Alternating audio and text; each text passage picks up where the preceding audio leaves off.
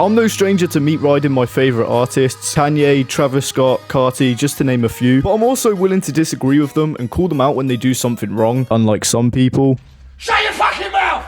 No problem, John. Shut the fuck up, you cunt! And that's exactly what this video is going to be about, a bad decision from Kanye West. To be fair though, not really uncommon in recent times. It was a Jewish doctor. It's believed that Kanye West is soon going to be dropping Vultures 2, a second part to Vultures 1. Who could have guessed? An album that we discussed in my previous video, so if you want to check that out, that'd be appreciated. And when it comes to Kanye's album rollouts, we can always expect the usual antics, delays, samples not being cleared, and last minute changes. However, when it comes to Vultures 2, Kanye is planning on doing something which could make the album be dead on arrival. Something that will not only tank streaming numbers, but also the money he makes off this album. At the time of making this video, what Kanye is planning on doing is only selling the Vultures 2 album on Yeezy.com, meaning you're not going to be able to access it on Spotify, Apple Music, and presumably YouTube as well. The only way to get this album is to pay $20 on Yeezy.com. So the album is not going to be on streaming, at least at first. He's also toying with the idea of dropping it on Yeezy.com first, and then a month later releasing it on streaming. There's also talks he might be dropping an official Yeezy app, which you can buy the album off of there, and also talks that he might lower the original price down from $20. But no matter which way you go around this, if he doesn't drop the album on streaming day one, it's going to cause loads of issues for him. And the reason for this is piracy. Spotify and Apple Music have local files, which means you can basically just upload your own songs. This is how I'm able to listen to Days Before Rodeo and unreleased Kanye songs such as Can You Be, a song that even the gods themselves would like, but for whatever reason Kanye decided to keep in the vault. Fuck all the shit he was saying about going DEFCON free. This is the real issue. But yeah, local files allow you to upload your own music and listen to your own music on Spotify and Apple. And the Kanye fanbase is really well known for leaking songs and getting unreleased songs early. I think you can kind of see where I'm going with this. What would happen is Vultures 2 would release on Yeezy.com or the Yeezy app, depending what they plan on doing. And then almost immediately after, a few people would buy it and upload it all to YouTube. And from there, all of these songs are now spread all across the internet. People will download them and just upload them as local files. So even if Kanye decides to drop the album a month later on streaming, it doesn't matter because by then everyone would already have it on local files. And because it's so easy to do this local files trick, no one would buy it on Yeezy.com apart from the first few, those who have to take the sacrifice to then leak the songs to the rest of the internet. And because then people would have this on local files, none of the streams would actually generate any revenue for Kanye and Ty Dolla $ign, meaning people are still playing the album regardless, but it's just not making any money for Kanye. So overall, a really just bad situation for Kanye West to be in. I do understand where Kanye is going with this though, and this all comes back from a tweet from James Blake, the GOAT himself. And this whole situation is basically just based on how streaming services aren't paying their artists enough, which is very much true. Artists deserve to be fairly paid for their work, and streaming services aren't doing that. But all that comes out of Kanye trying to sell his album for $20 is it's just punishing the listener for something that isn't their fault. Yes, it does suck that streaming services are underpaying their artists, and something does need to be done about it, but punishing the listener isn't going to achieve anything. And maybe if local files didn't exist, it might achieve something, but they do exist, so it's just achieving absolutely nothing. All it's doing is removing the potential revenue he would have made if he released on streaming day one. Most people want him to drop this album on streaming day one. Nobody asked for it to be on Yeezy.com for $20. No one wants this. And any sort of polls going over this has only backed this up. What's quite funny is some fucking idiot on Twitter called Ye Fanatics is actually trying to encourage Kanye and just be a yes man. Obviously with Kanye in his DMs, he's not going to disagree, but he's saying, yeah, we'll all go buy it.